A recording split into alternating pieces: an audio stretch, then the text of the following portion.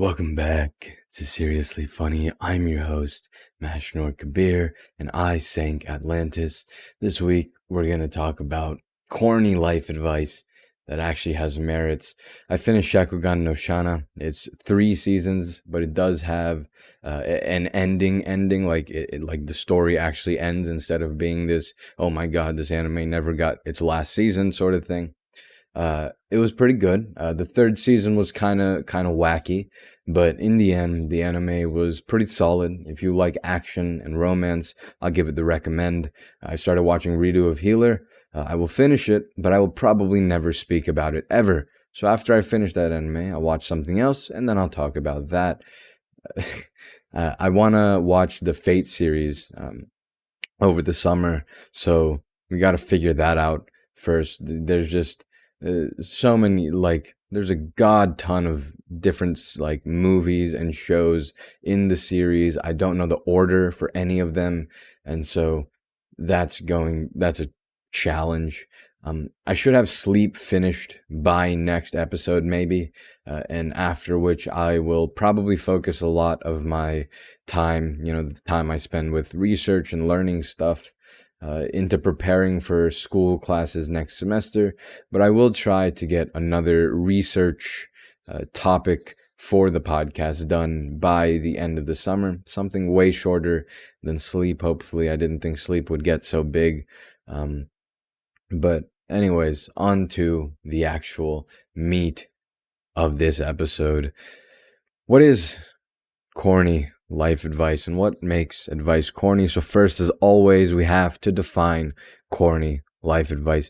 Definitions are stupid sometimes, and if you're familiar with the vernacular of my age generation, then you know what corny means.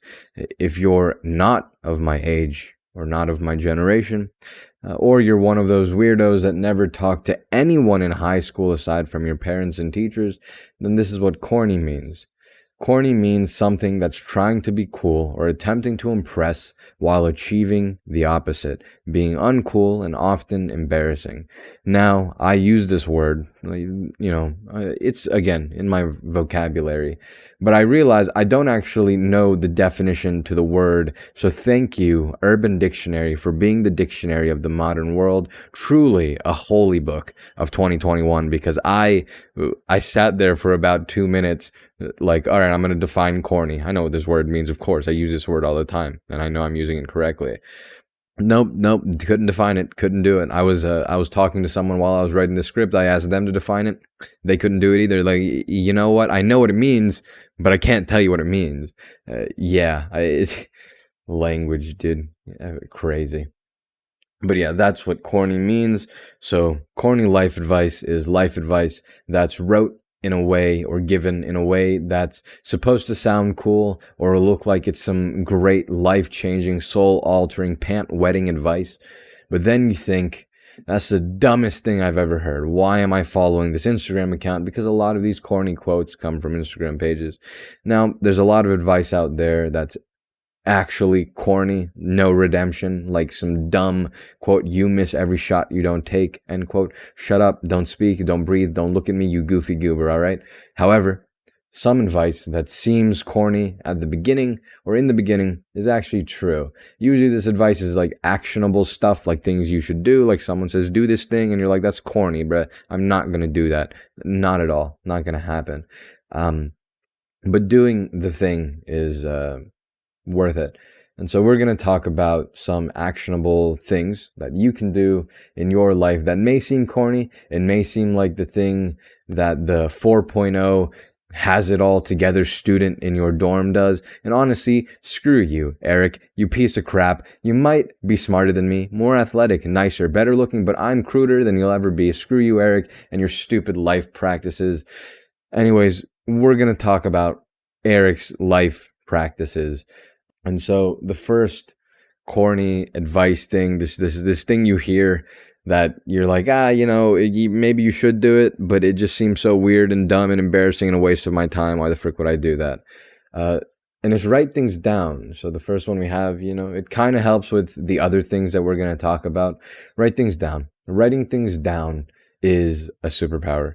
Personally, when it comes to life and writing things down in terms of, what happened that day, trying to process something, or something of a deeper, not superficial nature, I think that paper and pen is the superior method to typing.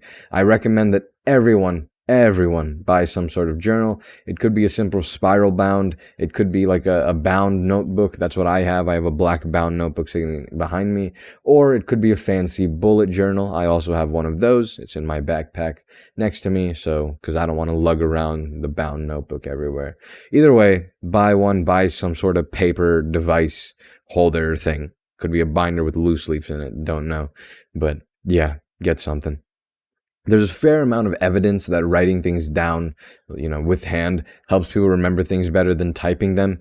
If you have an iPad, you can write it down there. I guess you can use your Apple Pencil. And I have one of those, and it's really, really, really good.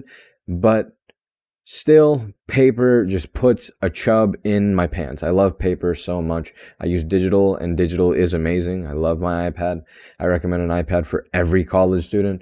But paper is just old faithful. It feels so good every time I use paper and pen or pencil. I have pretty good handwriting on paper and pencil as well, so that's always nice to look at. But my handwriting on digital, on my iPad, even with a paper-like screen protector, is absolutely abysmal. Cannot do it. Point being, though, write stuff down. I'm not going to whip out the research, but I'm very, very sure there's a lot of research on emotional processing, daily processing, and antidepressant effects from things you write down. For example, although I don't think Martin E.P. Seligman ever published this research, in his book, The Hope Circuit, he writes about an experiment where participants wrote down 3 good things that happened during the day, and it didn't have to be groundbreaking like you found the love of your life or your soulmate. It could be as simple as the sandwich that tasted really, really good at lunch, and describing how good it tasted, maybe even why.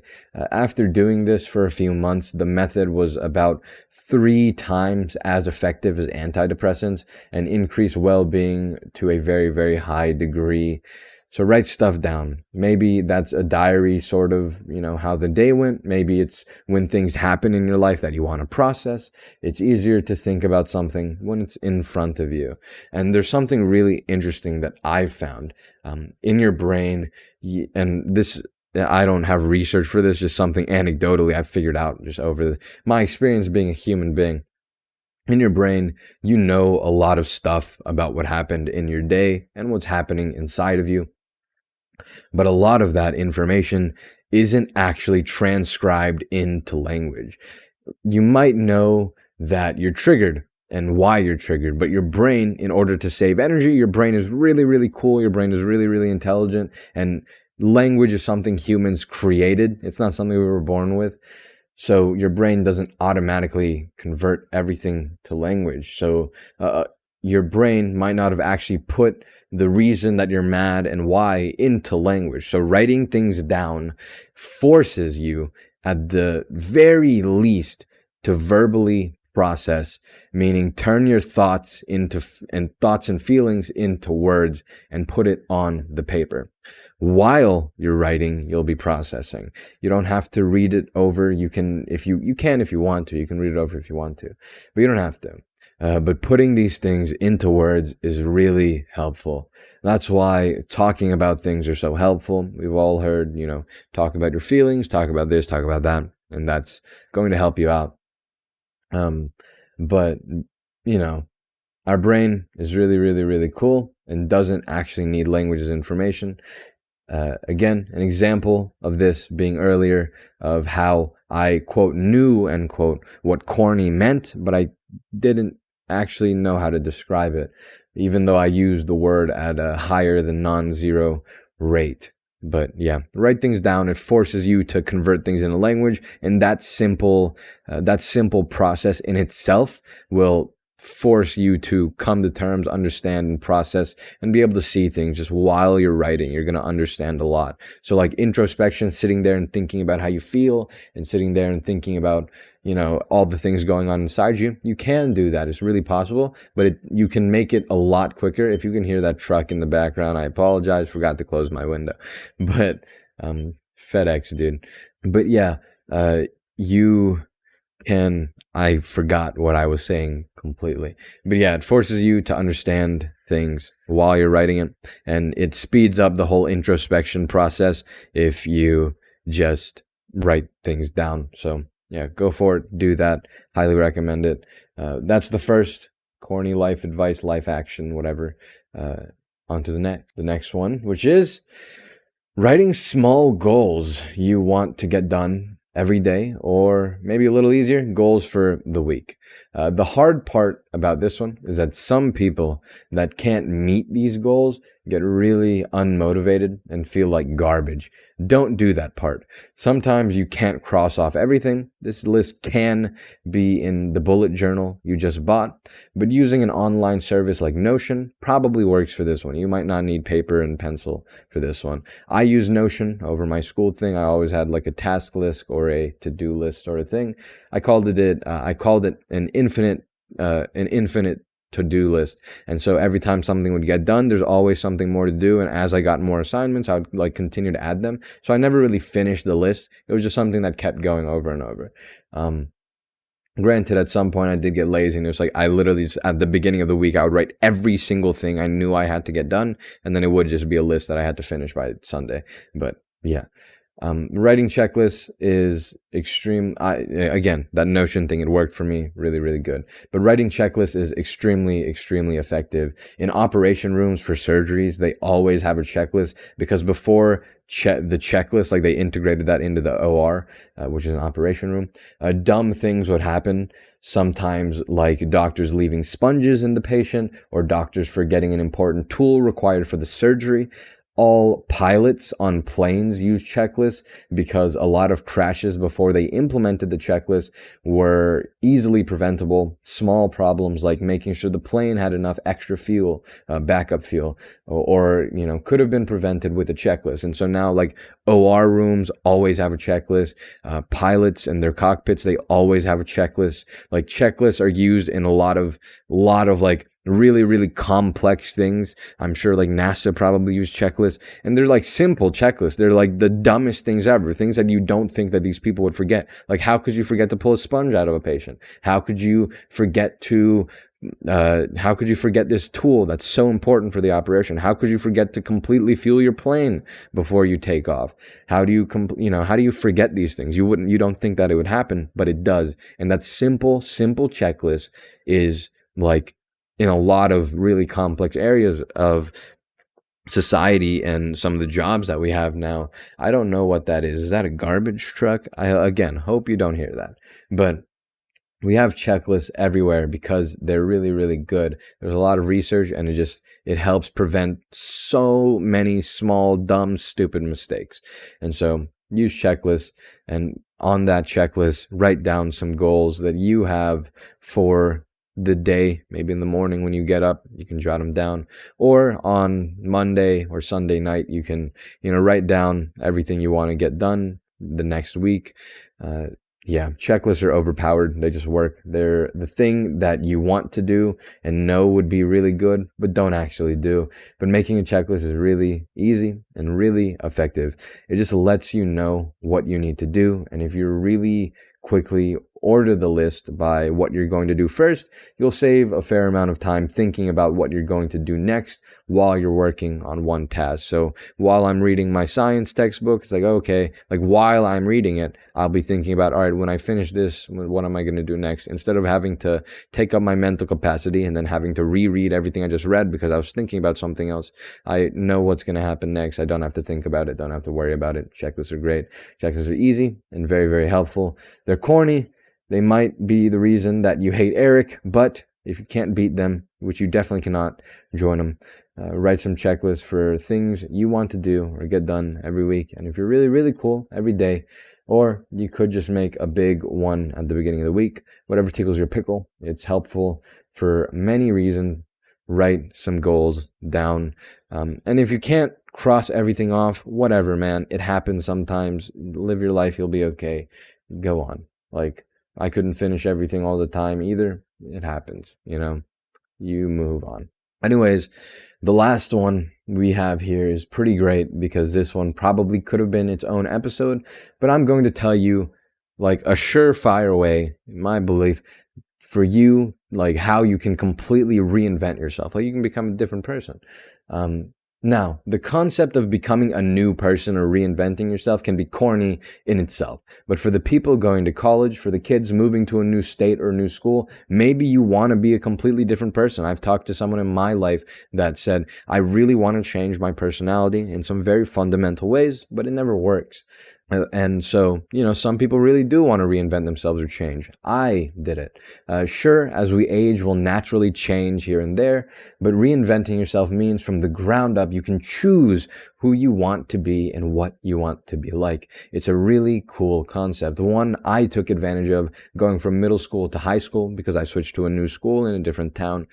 Now, I'm going to tell you how you can effectively change yourself because a lot of people want to change. They may try to change, but they can't do it, or they fail, or they end up back where they started, maybe even worse somehow. So I'm going to give you the power, the ability, the way to do it. And it's really corny because when I tell you what to do, you're going to think, yeah, this guy's stupid. That's not how life works. No way. But trust me, it works. I would like to think it does. Like I said in the first advice today, you got to write things down. So the first way that you change into who you want to be, if that's something you want to do, is start writing. Make a list. I think a list would be better, but you could write a description. You could write paragraphs of what type of person you want to be like. Write about the traits of this person that you want to be. Are they punctual? Are they calm and with consistent equanimity? Do they walk straight with their good posture, with their heads up? Write down everything to the smallest detail that you possibly can.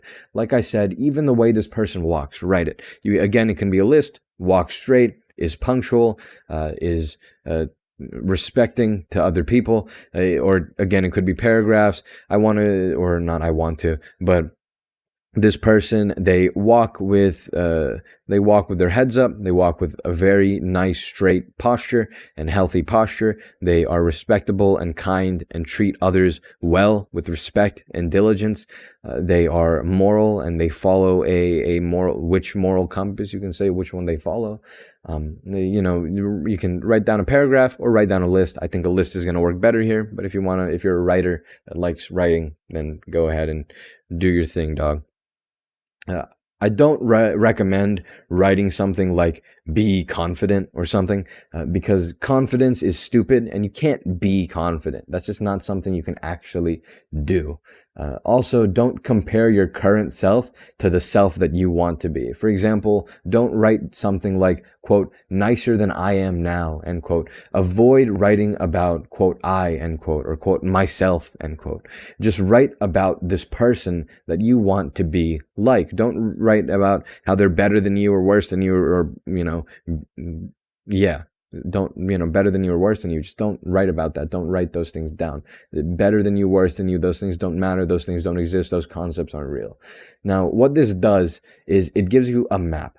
The more thorough you are in your list or description of this person you want to be like, the better you know what you actually want. Instead of some stupid thing like, quote, I want to be a better person, end quote, which means absolutely nothing.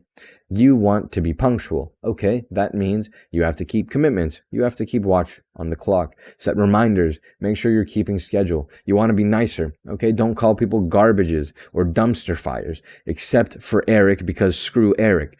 If someone named Eric is listening to this is a made up person. I love you. Okay, thank you for listening.